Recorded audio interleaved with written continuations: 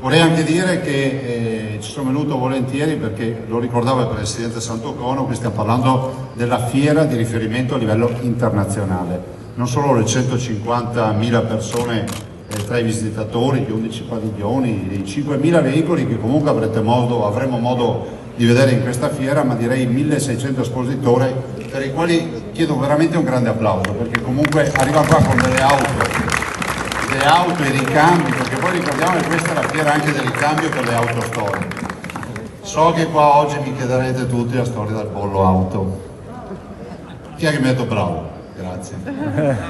E voi sapete che questa è una partita ostica, stiamo parlando soprattutto delle auto dai 20 ai 29 anni, sapete quale sia tutta la storia di questo bollo.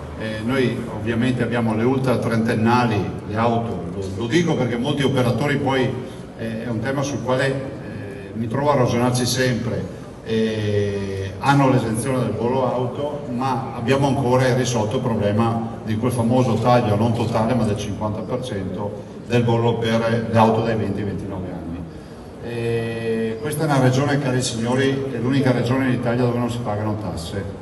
Noi non preleviamo dalle tasche dei veneti 1.179 milioni di euro all'anno.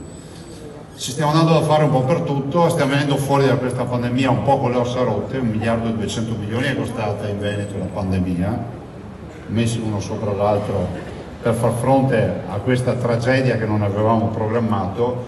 Dico solo che cerchiamo anche di affrontare il tema delle auto storiche. Siamo convinti che i collezionisti rappresentano un presidio culturale, di identità e di tutto quello che poi crea economia, ne è una dimostrazione questa fiera. Tra le tantissime cose c'è una particolarità, poi andrò anche a far visita, c'è il signor Picco qui, non so è qua in giro comunque, no?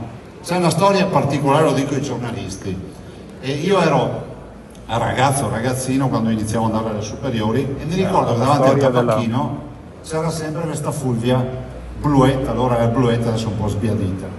E il proprietario di quella Fulvia l'ha lasciata parcheggiata lì per 40 anni, pagando sempre la tassa di proprietà e quindi pagando l'assicurazione e tutto, e oggi è qui esposta in fiera perché dopo 40-50 anni, non so quanti anni siano passati, questa Fulvia è stata presa da quel parcheggio pubblico, è diventato un po' un emblema della nostra città ed è esposta qui, quindi grazie per l'ospitalità, perché comunque vedrete che sarà un elemento anche quello di comunicazione. E non aggiungo altro se non ringraziare tutti per la presenza. Gli organizzatori delle fiere hanno bisogno di questa gratificazione, diceva anche prima il sindaco Giordani, cioè contento perché c'è tanta gente, direi assolutamente sì, poi fatelo in sicurezza così ci evitate qualche grattacapo. Grazie.